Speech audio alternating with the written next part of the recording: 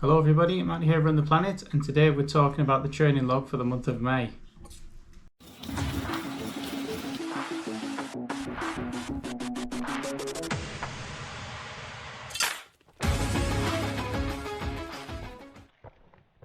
So we're approaching the end of the training block now as we go into the marathon. Looking at the month of May, we managed to do about 250 kilometres so far. That leaves us with another, obviously 42 kilometres to come from when we do the marathon, and then another couple of easy runs. So that should get us up to about 300 kilometres per month, which is the target for the month. Through this month, we've basically done a bit of speed work, quite a bit of speed work. We've actually done 6 speed session days this month. Some of them were not so much heavy intervals or heavy threshold work, but more there's a little bit of threshold, but a split between threshold and tempo runs. And tempo runs have basically been at race pace. So a couple of good indications that the target goal pace of 3 hours and 30 minutes is achievable has come from a couple of speed session runs. I managed to do my fastest 8 kilometre threshold on a route that I normally do, so I'm quite happy with that. I was set at an average pace of 4:27. Bit of a hilly on the uphill and slight downhill on the return, so not bad with that at all. And then the other main indication was when I went out and did a 33 kilometre long run at goal marathon pace, and that came in, and goal marathon pace is 5 minutes per kilometre, and it came in at 5 minutes and 1 second. So the big takeaway from that though was how strong I felt at the end of the run, and the confidence that I had in that to just, I could have kept going. I could have quite easily done another 10 kilometres. So that was a really good pointer that the training's gone really well. So in terms of the long runs, the first weekend we did 30 kilometres as a long run. The next weekend we did 32, and then we did that 32 kilometre marathon race pace weekend. And then last weekend we went out and ran a 22 kilometre on a pretty much a hilly course. The weather was awful. It rained probably from start to finish. Probably the one run that I've done where it's rained heavily, from start to finish. It's probably the wettest run I've ever done. But all those runs, we got the paces that we wanted to get out of them. So it really gives a lot of confidence going into the marathon now. So on top of that, there was another 6 easy pace runs, all distances between 8 and 13 kilometres. So I'll put all the information on the screen about the runs that we've done. Obviously, coming to the end of the training block, I decided to do a 2-week taper for going into this marathon. So basically reducing the mileage and the frequency of the runs. So basically for the last 2 weeks, after I did that 33 kilometre marathon pace run, that was the point where I started the taper. So following that, I had the day off. Then I had an 8 kilometre run at an easy pace, then a day off, and a 10k tempo run with 2 kilometre warm up and 2 kilometre cool down. Then another day off. Then I went out and did the reasonably high tempo but on a hilly course 22 kilometre run, so just over half marathon distance. And I finished the week off with a threshold run down at the track.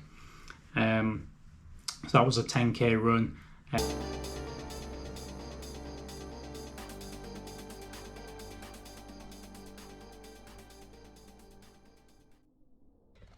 And I kind of struggled a little bit initially to get up to speed, but after a couple of kilometres I'd settled in, and we managed to do an average pace of 4 minutes and 36. So that first week of the taper topped out at 58 kilometres. So that's normally down from about 70-ish, possibly up to 80-ish typically for a normal week of running. if I've got a long run in at the end of the month, end of the week. Coming into this week, then the last week, obviously started off with a day off, and then I had an easy pace day and ran a 10 kilometre, and that was an easy pace run. But on the downhill sections, I picked up the pace a bit to run tempo speed, just get myself to run at the marathon goal pace as much as possible, and then following on from that, I had a day off, and then the last run will be another marathon pace 8k run, and then that'll just lead into the marathon. So that at the moment in that last week, we'll be looking at probably only about 18-20 kilometres, but obviously when the weekend comes, we'll do the 42 kilometre run, so that'll end up topping out about 60k. But the 2 taper weeks have basically been 58 kilometres and 20 kilometres. So I think the taper's gone well. I maintained freshness I can. My legs don't feel achy or tired now. A little bit more running to do, and then we're straight into the marathon. Running the marathon, we will be running in the Vaporfly Next%. That's the chosen race shoe. Performed very well in training through the last couple of weeks.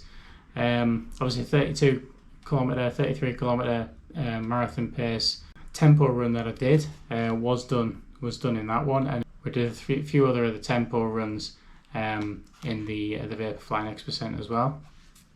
So I think it's always good to try and get into the if you've got a pair of shoes like this that are quite expensive, they basically cost about £1 a mile every time you're running the things.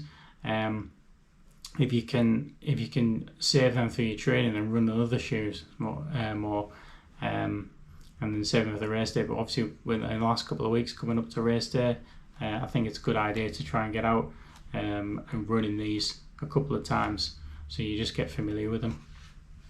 Probably the Vaporfly Next% are probably more forgiving than most shoes, and people turn up with these things and do instant PRs in the first time they use them. So they are probably one of the few shoes that you could actually just turn up to a marathon and run in, and have a very little chance of getting injured or having any issues, any blisters or anything like that in them. Great shoe. The other shoe that's featured heavily in this training block has been the Zoom Fly 3.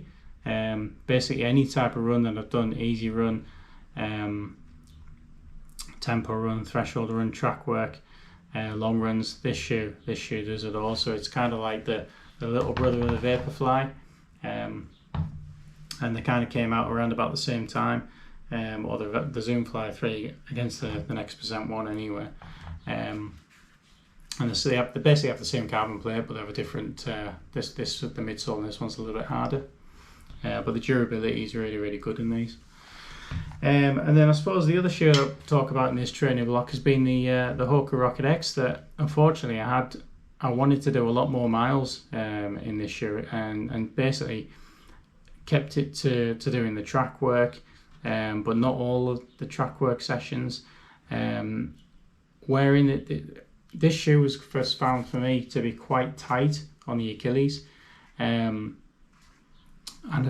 I've gone true to size in this shoe, but I'm thinking if I'd have gone again with it, I'd go maybe the next size up, possibly not, because there's a decent length in it. It's just that this section here seems to grip really, really tight around the ankle for me, and dig into the back of the Achilles. And I actually had an issue where I thought I damaged my Achilles. I went to the physio. It was only something minor really, but it stopped me running for a few days earlier on in the training block.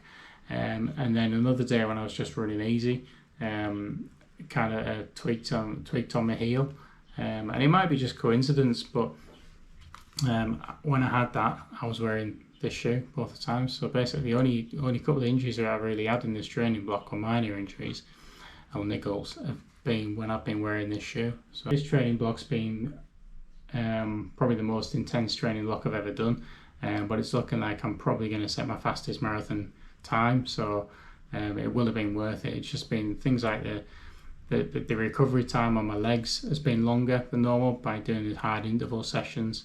Definitely probably doing yeah, definitely doing a lot more mileage in this training block than any others.